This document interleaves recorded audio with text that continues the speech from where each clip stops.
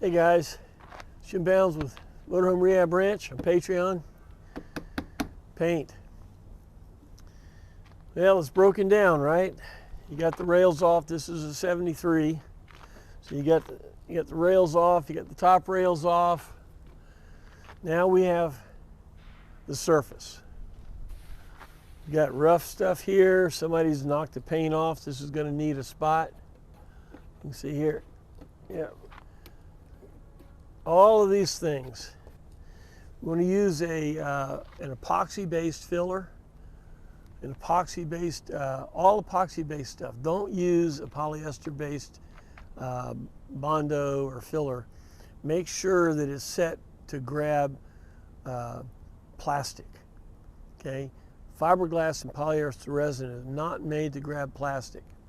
All right, so you're going to start sanding. You can see here, people started sanding. See, there's a high spot right there. Let's see, we've got the metal, primer layer, second layer, and then the third layer of paint. So there's 3 layers of paint on here. You can run your hand across here. You can barely feel it, but you can feel it goes in. Now, if you just taken shot paint on here, you would see that. You see that little bruise right there. You're going to have to prep this, especially in that they sanded it right down to the aluminum. If you shoot this with paint, aluminum won't normally bind on paint, won't bind to aluminum. So you could have that thing lift off. If you sand it down to the aluminum in any space, you're going to have to use an etching primer that etches to the aluminum to give a bite surface for the paint. And to be honest with you, you can see here, this is the plastic. See, it's gotten down to the plastic here. It's gotten down to the aluminum here. There's several spots here. So what you would do is you shoot this with an etching primer, shoot the whole thing, get a flat surface, and then start your sanding. Start with a 180.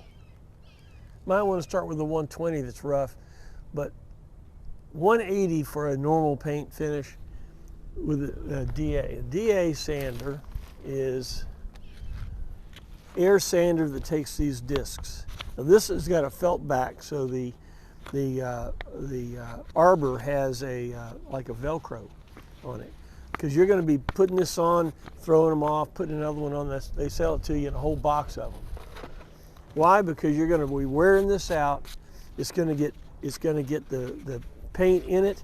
You're going to toss it. You're going to use another one. This is a 400.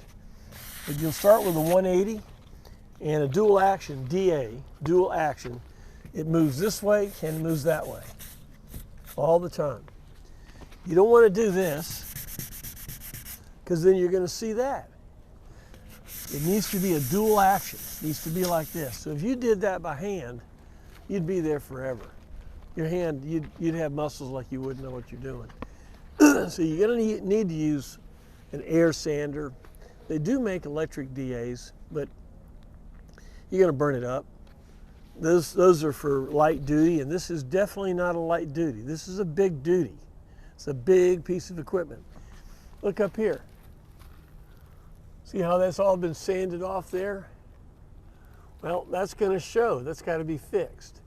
This is why when you were pulling off the stripes, if you watch the video about stripes, I talked about don't gouge the paint, because if you do, this is like a gouge. See, the paint's off. If you were to sand, say you were to sand these edges off and paint it, you'd see that. You've got to build that back up, or sand this all the way down and then build it back up. So that's the thing about paint. Anything under the paint telegraphs through. So you need to have a flat surface. You need to have a bite surface. A continuous surface that doesn't show what's underneath. Okay, that's the problem that you've got with paint. Now, another problem with telegraphing is the old paint. When you shoot the new paint on it, it has all of the chemicals in it that dry out. Well, it will react to this paint. Okay, so you may get splotches, or you'll get paint that comes through of the old paint because it loosened up. So what you want to do, again, you're going to shoot a primer sealer on here to be able to etch for the aluminum. Then when you get that all done, you may have a couple of spots that went through again because you're sanding, you're trying to get it flat. You want to touch those spots up, get them nice and smooth.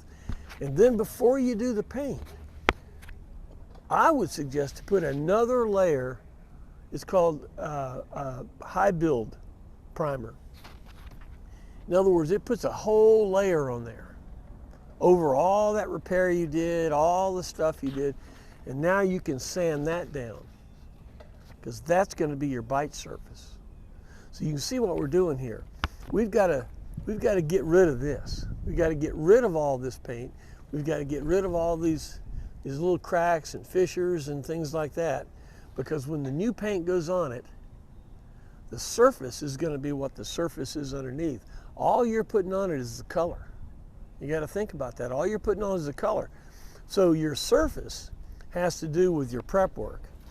If you leave any rust or anything on it, it's going to be under the paint, and it's going to look like the paint. So you got to get all that stuff off of there. All right. So this is going to be the labor-sucking pig part of the paint work. Okay.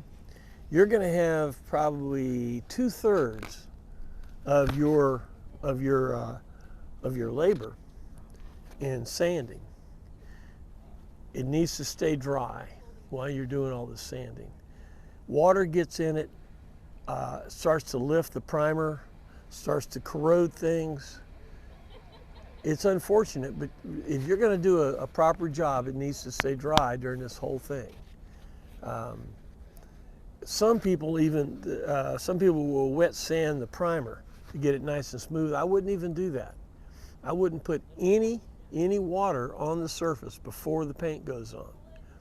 I want to keep it dry, keep it clean and keep it dry. There's a lot of different kinds of DA paper. My personal opinion, you buy the best stuff you can get, because the bad stuff just it does bad work. It'll gum up and start leaving spots and start leaving ridges and things. You want to use real good paper, and you want to change it often. An old piece of sandpaper really doesn't do much of a job to help you. Okay, so as you're doing this, if you have any questions or anything, give me a call.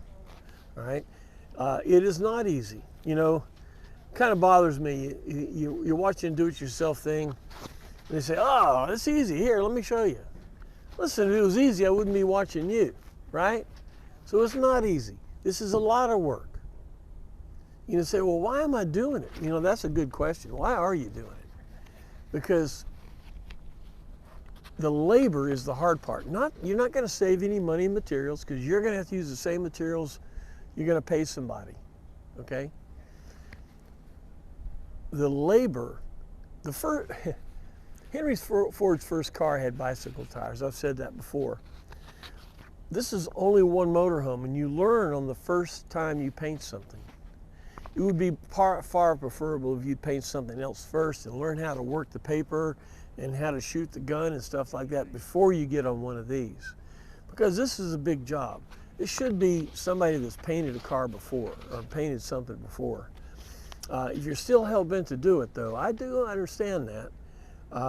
Learn how to paint first. Do a spot. Learn how to sand. Learn how to do primer. Learn how to fix this stuff. Because if you don't do it right, it will show. People will see it. Don't say, well, good enough. Good enough doesn't work on paint real well. Because good enough makes it look like a truck, okay? So take your time with this step. Take twice the time you think it will. All right, well, look, let's get you to the next step.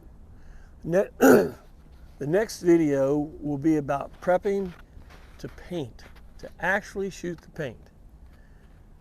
Yeah, at this point, you should be just about tired of this thing. You're going to have a lot of time in it, a lot of materials in it, and about this time, you're wondering whether this is ever going to end. Well, it will. only if you keep going. You got to keep going. Don't stop. Don't stop. Don't stop. Don't stop. All right. Well, guys, thanks for your time. Hope this has helped. I'm here. Call me. That's what we do now for a living. I appreciate your support. Ranch hands, thank you so much. And remember, if you like this, click like, share, subscribe, all those things. We really need your support on this. We're the first place that you can go to see all this kind of stuff for GMCs, and we need your support to continue to do more. All right? Well, look, we'll see you next time. We'll see you when we're ready to paint it. All right? See you then.